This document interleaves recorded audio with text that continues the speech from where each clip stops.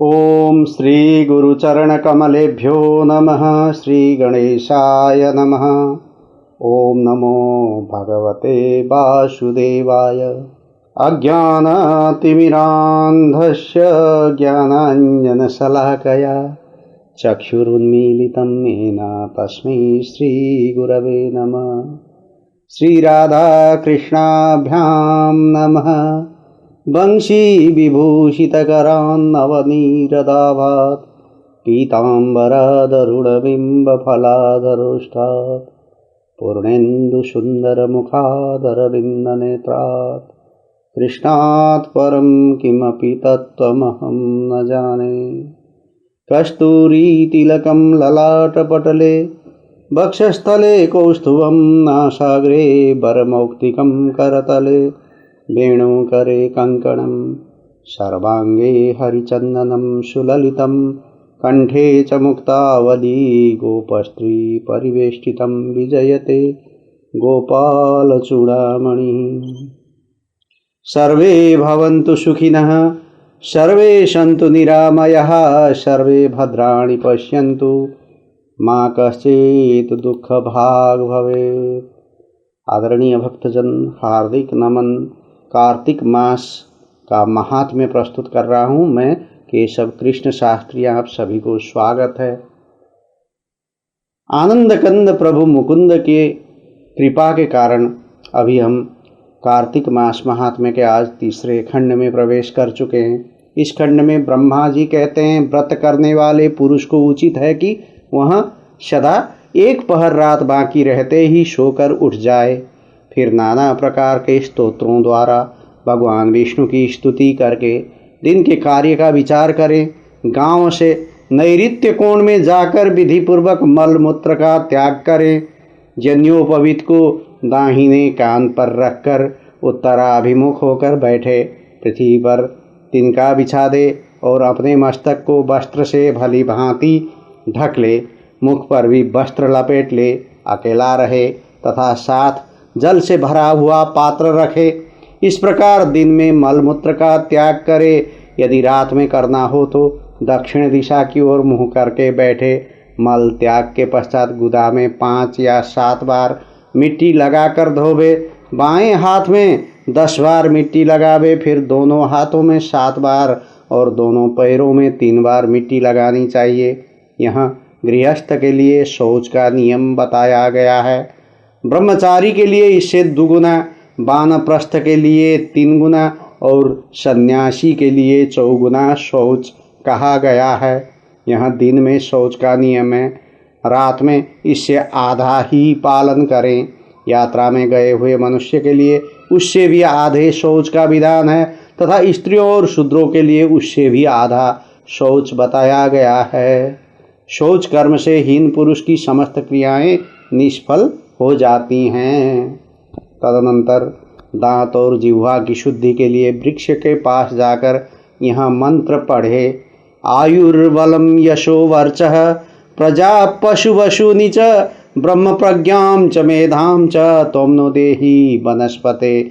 हे वनस्पते, आप मुझे आयु दें, बल दें, यश दें, तेज दें, संतति दें, पशु दें, धन दें, वैदिक ज्ञान दें, प्रज्ञा और धारणा शक्ति प्रदान करें। ऐसा कहकर वृक्ष से 12 अंगुल की दातन ले। दूध वाले वृक्षों से दातन नहीं लेनी चाहिए। इसी प्रकार कपास, कांटेदार वृक्ष तथा जले हुए पेड़ से भी दातन लेना मना है, जिससे उत्तम गंध आती हो और जिसकी टहनी कोमल हो। ऐसे ही वृक्ष से दंत धावन ग्रहण करना चाहिए। उपवास के दिन, नवमी और षष्ठी तिथि को, श्राद्ध के दिन, रविवार को, ग्रहण काल में, प्रतिपदा को तथा अमावस्या को भी काष्ठ से दातन नहीं करनी चाहिए। उपवासे नवम्यां च षष्ठ्यां श्राद्ध दिने रवौ ग्रहणे प्रतिपदर्शे न कुर्याद दंत धावनम। जिस दिन दांतन का विधान नहीं है उस दिन 12 कुल्ले कर लेने चाहिए। विधि पूर्वक दांतों को शुद्ध करके मुंह को जल से धो डाले और भगवान विष्णु के नामों का उच्चारण करते हुए 2 घड़ी रात रहते ही स्नान के लिए जलाशय पर जाए। कार्तिक के व्रत का पालन करने वाला पुरुष विधि से स्नान करे, फिर धोती निचोड़कर अपनी रुचि के अनुसार तिलक करे। तत्पश्चात अपनी शाखा के अनुकूल आह्निक सूत्र की बताई हुई पद्धति से संध्योपासन करें।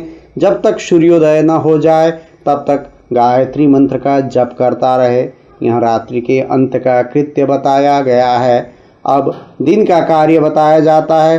संध्योपासना के अंत में विष्णु सहस्रनाम आदि का पाठ करें, फिर देवालय में आकर पूजन प्रारंभ करें।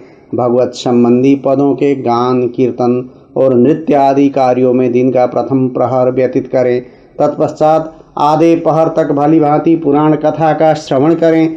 उसके बाद पुराण बाँचने वाले विद्वान की और तुलसी की पूजा करके मध्याह्न का कर्म करने के पश्चात दाल के सिवा शेष अन्न का भोजन करें।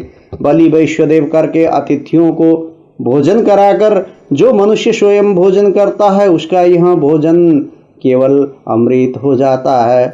मुख सिद्धि के लिए तीर्थ जल भगवत चरणामृत से तुलसी भक्षण करें, फिर शेष दिन सांसारिक व्यवहार में व्यतीत करें। सायंकाल में पुनः भगवान विष्णु के मंदिर में जाएं और संध्या करके शक्ति के अनुसार दीपदान करें। भगवान विष्णु को प्रणाम करके उनकी आरती उतारें और स्तोत्र पाठ आदि करते हुए प्रथम प्रहर में जागरण करें। प्रथम प्रहर बीत जाने पर शयन करें। ब्रह्मचर्य व्रत का पालन करें। इस प्रकार 1 मास तक प्रतिदिन शास्त्रोक्त विधि का पालन करें। जो कार्तिक मास में उत्तम व्रत का पालन करता है वह सब पापों से मुक्त हो भगवान विष्णु के सालोक्य को प्राप्त हो जाता है। कार्तिक मास आने पर निषिद्ध वस्तुओं का त्याग करना चाहिए। तेल लगाना, परान्न भोजन करना, तेल खाना जिसमें बहुत से बीज हो ऐसे फलों का सेवन तथा चावल और दाल ये सभी कार्तिक मास में त्याज्य है। लौकी, गाजर, बैगन, बनभंटा यानी ऊँट कटारा, बासी अन्न, भसीड़, मसूर, दोबारा भोजन, मदिरा, पराया अन्न, कांसी के पात्र में भोजन, छत्राक, कांजी, दुर्गंधित पदार्थ, समुदाय संस्था आदि का अन्न, वेश्या का अन्न, ग्राम पुरोहित और शूद्र का अन्न और सूतक का अन्न ये सभी त्याग देने योग्य हैं। श्राद्ध का अन्न, रजस्वला का दिया हुआ अन्न, जनना शौच का अन्न और लसोड़े का फल इन्हें कार्तिक व्रत का पालन करने वाला पुरुष अवश्य त्याग ने। निषिद्ध पत्तलों में भोजन ना करे। महुआ, केला, जामुन और पकड़ी के इन पत्तों में भोजन करना चाहिए। कमल के पत्ते पर कदापि भोजन ना करें। कार्तिक मास आने पर जो वनवासी मुनियों के अनुसार नियमित भोजन करता है वह चक्रपाणी भगवान विष्णु के परम धाम में जाता है। कार्तिक में प्रातःकाल स्नान और भगवान की पूजा करनी चाहिए। उस समय कथा श्रवण उत्तम माना गया है। कार्तिक में केला और आंवले का फल का दान करें और शीत से कष्ट पाने वाले ब्राह्मणों को कपड़ा दें। जो कार्तिक में भक्तिपूर्वक भगवान विष्णु को तुलसी दल समर्पित करता है वह संसार से मुक्त हो भगवान विष्णु के परम पद को प्राप्त होता है। श्री हरि के परम प्रिय कार्तिक मास में जो नित्य गीता पाठ करता है उसके पुण्य फल का वर्णन सैकड़ों वर्षों में भी नहीं किया जा सकता। जो श्रीमद् भागवत का भी श्रवण करता है वह सब पापों से मुक्त हो परम शांति को प्राप्त हो जाता है।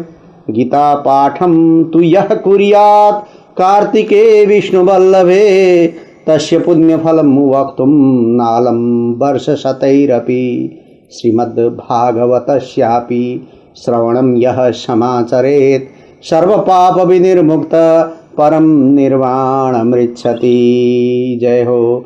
जो कार्तिक की एकादशी को निराहार रहकर व्रत करता है वह निस्संदेह पूर्व जन्म के पापों से मुक्त हो जाता है। जो कार्तिक में भगवान विष्णु की प्रसन्नता के लिए दूसरे के अन्न का त्याग करता है वह भगवान विष्णु के प्रेम को भली भांति प्राप्त करता है। जो राह चलकर थके मांदे और भोजन के समय पर घर घर पर आए हुए अतिथि का भक्तिपूर्वक पूजन करता है वह सहस्रों जन्मों के पाप का नाश कर डालता है। जो मूढ़ मानव वैष्णव महात्माओं की निंदा करते हैं वे अपने पितरों के साथ महान रौरव नरक में गिरते हैं। जो भगवान की और भगवत भक्तों की निंदा सुनते हुए भी वहाँ से दूर नहीं हट जाता वह भगवान का प्रिय भक्त नहीं है। जो कार्तिक मास में भगवान विष्णु की परिक्रमा करता है उसे पग पग पर अश्वमेध यज्ञ का फल प्राप्त होता है। जो कार्तिक मास में पराई स्त्री के साथ संगम करता है उसके पाप की शांति कैसे होगी यह बताना असंभव है। जिसके ललाट में तुलसी के मृत्तिका का तिलक दिखाई देता है उसकी ओर देखने में यमराज भी समर्थ नहीं है, फिर उनके भयानक दूतों की तो बात ही क्या।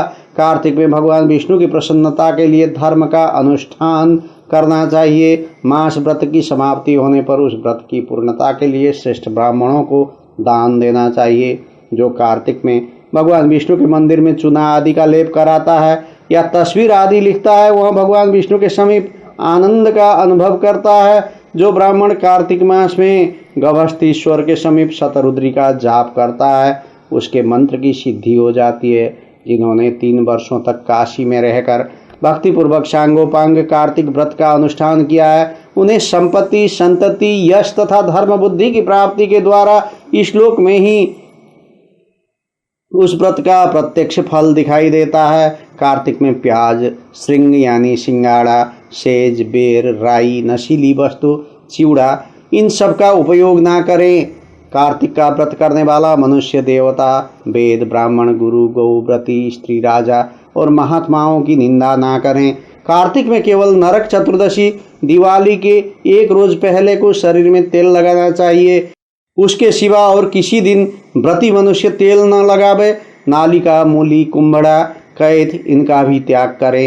रजस्वला, चांडाल, म्लेच्छ, पतित, व्रतहीन, ब्राह्मण द्वेषी और वेद बहिष्कृत लोगों से व्रती मनुष्य बातचीत ना करें।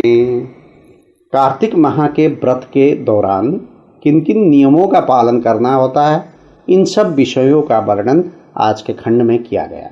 अब कार्तिक मास महात्म्य के 3रा खंड समाप्त होता है। मैं केशव कृष्ण शास्त्री आपसे लेता हूँ इजाज़त। आपका आज का दिन मंगलमय हो। भगवत कृपा बनी रही, भगवान की अहेतु की कृपा बरसती रहे, यही है मेरी शुभकामनाएं, मनोकांक्षाएं। जय हो, जय श्री राधे, श्री कृष्ण अर्पणमस्तु।